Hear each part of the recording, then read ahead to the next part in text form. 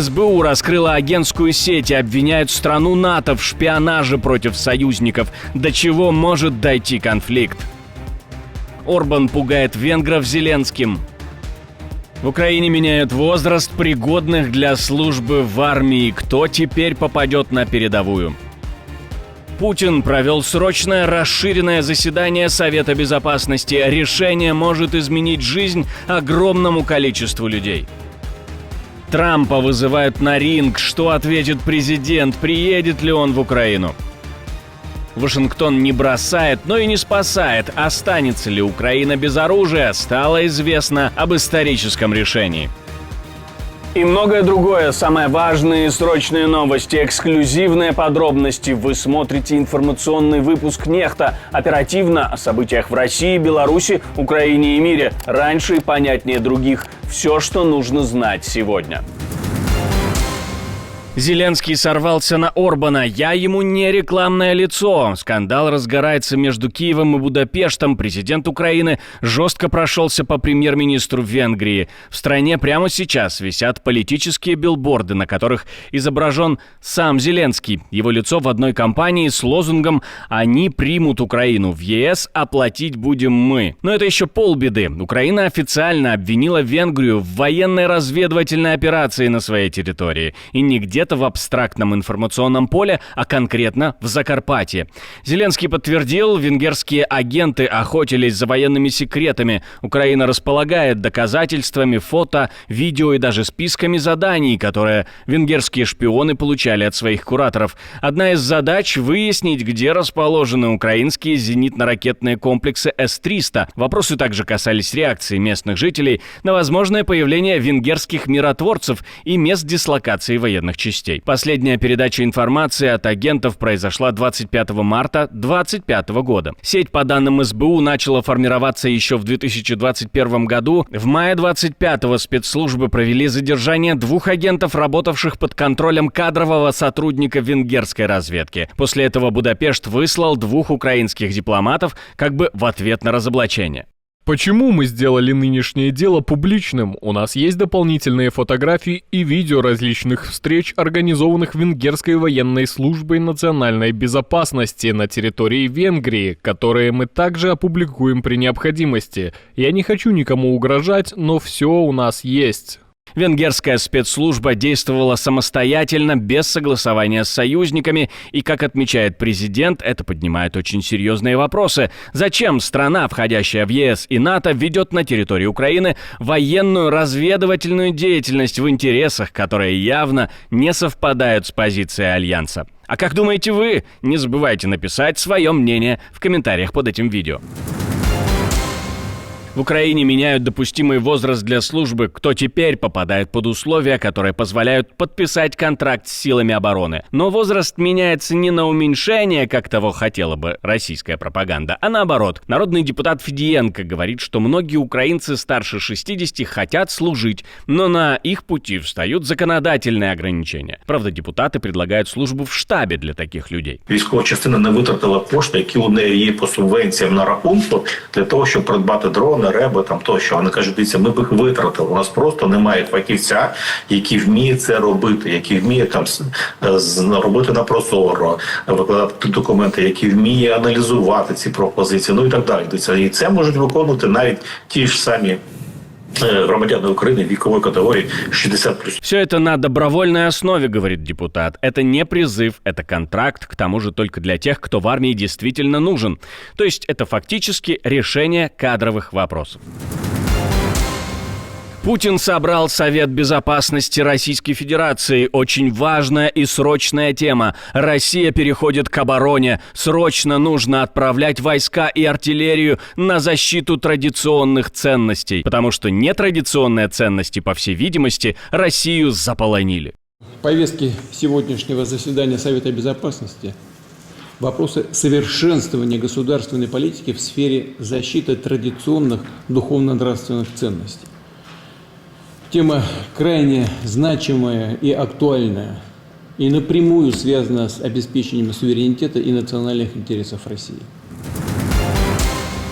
Дефицит российского бюджета, к слову, вырос в 5 раз, а нефть больше не спасает. Минфин бодро рапортует, все идет по плану, но если это и правда, то план катастрофический. За 5 месяцев в казне образовалась дыра на почти 3,5 триллиона рублей. Это почти весь дефицит, запланированный на весь 2025 год. А ведь впереди еще полгода. Для сравнения, год назад эта дыра была в 5 раз меньше. То есть ситуация не просто плохая, а стремительно ухудшается. Дефицит за 5 месяцев составил 1,5% ВВП, об этом пишет Минфин. Май стал худшим месяцем по нефтегазовым доходам за 2,5 года. И все потому, что Россия теперь торгует нефтью по скидке и в обход санкций, а за это приходится платить. Выручает бизнес. В этом году правительство выкрутило руки компаниям, подняли налоги на прибыль и бюджет временно ожил. Но это не рост экономики, а ручное дожимание. В том числе за счет того, что еще в конце 2024 года Минфин заранее стянул с рынка деньги авансом. Теперь Минфин должен удерживать профицит по 270 миллиардов в месяц до ноября. Это выше, чем в предыдущие годы. Получится ли? Большой вопрос. Экономику тормозит война, высокая ключевая ставка и ухудшение внешней торговли. Иначе говоря, дырка в казне становится системной, и без новых заимствований и проедания остатков всех фондов ее уже не закрыть. Вашингтон переключается на режим минималки. Команда Трампа готова урезать поставки вооружений для Киева, оставив только доступ к разведданным. Другими словами, ракет не дадут, но координаты для ударов, пожалуйста. Главное, чтобы это не стоило слишком дорого. Белый дом балансирует, с одной стороны, угроза отказа от активной поддержки и попытки дистанцироваться от конфликта, с другой — понимание, что поражение Украины обернется геополитическим провалом для США. Критически важно, что это одна из немногих технологий, которую не могут заменить ни украинцы, ни их европейские союзники. Без нее Киев оказался бы в невыгодном положении. Но этого не произойдет, потому что постоянный доступ Украины позволяет Соединенным Штатам держать руку на пульсе войны, а не стоять в стороне в качестве бесполезного наблюдателя. Без разведданных украинская артиллерия и дроны фактически ослепнут. Ни Европа, ни сама Украина не могут заменить этот ресурс. Президент США обвиняет обе стороны, и Киев, и Москву, в том, что они не выполняют его условия. Он хочет остановки войны, правда, имеет свое видение этого процесса. И если Украина не согласится, может остаться без поддержки вообще. В Конгрессе лежит законопроект о санкциях против России, но он пылится там. Ну а пока минимальный пакет. Поэтому или нет, но к Трампу обратился известный украинский боксер, чемпион мира Александр Усик. Говорит, что президент США должен отвечать за свои слова и фактически бросил вызов Дональду Трампу. Я предлагаю ему свой дом, пусть приезжает в Украину. Я дам ему свой дом и своих охранников. Я обеспечу ему полную безопасность. Пусть он поживет в моем доме неделю и посмотрит, как над ним летают ракеты и как живут люди в Украине. Пусть приезжает и живет неделю, не один день. Но пусть приезжает тайно, чтобы никто не знал, что он приехал. Усик говорит, цитирую, «Трамп сказал, что за месяц или за день остановит эту войну. Он не отвечает за свои слова. Зачем он так говорит?» О прекращении поставок оружия в Украину со стороны США спросили политолога Алексея Буряченко. Уже, да, и так понятно, что на данный момент, пока Трамп будет видеть, что есть шансы на мирное урегулирование конфликта, военного конфликта, войны России против Украины, и тут для него, насколько мы опять же понимаем, на данный момент не очень важно, по чьей это идет конфигурации и конструкции, в данном случае по инициативе Путина и вот по предложению его стамбульский формат, да, скорее всего, Белый дом не будет подавать в Конгресс пакет на военную помощь Украине на 2025 год. Но я бы не исключал, что в будущем, когда Трамп разочаруется в Путине и поймет, что все то, что предлагает он лично, его посредники, представители, Дмитриев и так далее, что все это мыльный пузырь и фикция.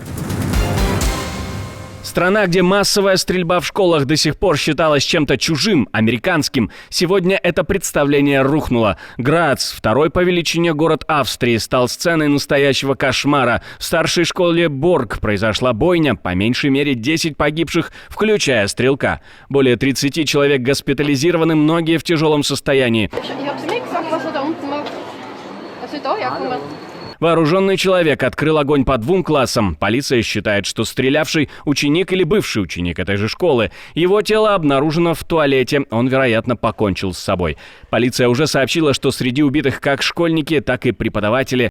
Мы направили на место большое количество сотрудников, в том числе спецподразделения «Эко-Кобра». На данный момент можем сказать, что ситуация стабилизирована. Это означает, что сейчас уже угроза для людей отсутствует. Однако есть несколько погибших. Ученики, которые еще оставались в здании, были эвакуированы и находятся в ближайшем медицинском учреждении. Канцлер Австрии экстренно выехал в Грац, назвав случившееся ударом в самое сердце страны. Глава Еврокомиссии Урсула фон дер Ляйен заявила, что школа – это символ надежды и будущего, а не место для насилия и смерти. И она права, в Австрии ничего подобного не происходило со времен 1997 года, когда студент застрелил 3 человек в кафе при университете.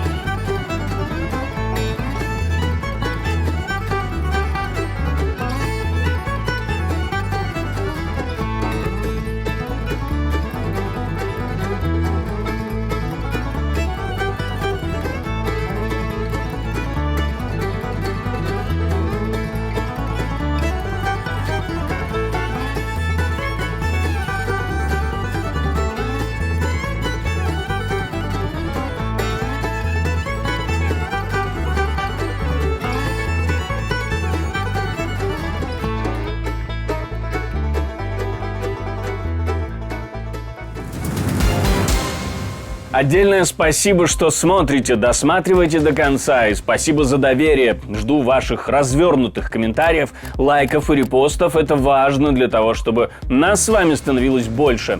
Прекрасного вам дня и продуктивного тоже. На этом все. До новых встреч и хороших вам новостей.